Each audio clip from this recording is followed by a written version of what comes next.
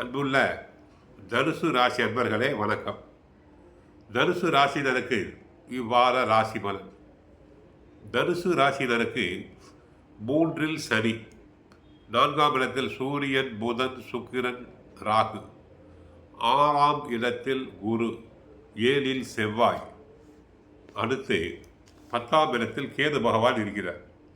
உங்கள் ராசிக்கு முயற்சி ஸ்தானமான 3ல் சனி, சுகஸ்தானமான 4ல் சுக்கிரன், புதன் சஞ்சரிப்பதால் நல்ல வாய்ப்புகள் உங்களுக்கு கிடைக்கும்.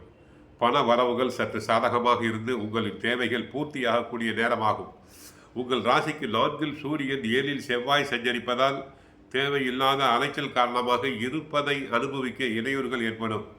கணவன் மனைவி இடையே ஒன்றுமே இல்லாத விஷயத்திற்கு கூட சண்டை சச்சரவுகள், கருத்து வேறுபாடுகள் ஏற்படக்கூடிய நேரம் இருப்பதால் ஒருவருக்கொருவர் விட்டு கொடுத்து செல்வது நல்லது. தொழில் வியாபாரத்தில் உங்கள் உழைப்பிற்கான பலனை அடையக்கூடிய வாய்ப்புகள் இருக்கிறது. வேலையாட்களின் ஒத்துழைப்பு சிறப்பாக இருப்பதால் கடினமான பணியை கூட சுலபமாக செய்து முடிக்கக்கூடிய வாய்ப்புகள் உங்களுக்கு உண்டு. உத்தியோகத்தில் உள்ளவர்களுக்கு அதிகாரியுடைய ஆதரவு சிறப்பாக இருப்பதால் பணியில் உற்சாகத்துடன் செயல்பட முடியும்.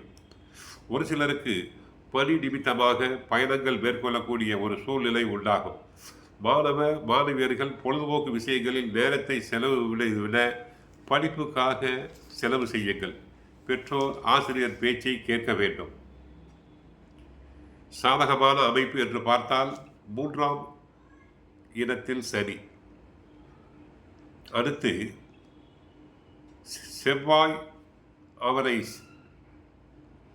கேதுவை 4ஆம் பார்வையாக பார்க்கிறார். சில அனுகூலமான அமைப்பு உண்டு. ஐடி துறையில் உள்ளவர்களுக்கு புதனால் பலன் உண்டு. சுக்கிரன் உச்சம் பெற்றிருப்பதால் கலைஞர்கள் புதிய வாய்ப்பினை பெறுவர்.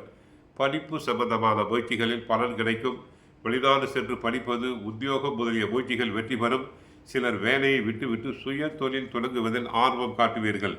4ல் ராகுவோடு சூரியனும் இணைந்திருக்கிறார். சூரியன் கிரகண தோஷம் பெறுகின்றார். கற்பனையான விஷயங்களை மனதில் கருதி கொண்டு எடுக்கும் முடிவுகள் பின்னடைவை தரும். வாகனங்களில் செல்லும் போது கவனமாக செல்லுங்கள். தேவையில்லாத பயணங்களை, அலைச்சல்களை குறைத்து கொள்ள வேண்டும். ஆக ஏற்றத்தாழ்வு, சாதகங்கள் பாதகங்கள் உண்டு. கோயிலுக்கு சென்றால் குரு தட்சிணாமூர்த்தியை வழிபடுங்கள். கஷ்டங்கள் அனைத்தும் குறையும். வாழ்க வளமுடன், மங்களம் உண்டாகட்டும்.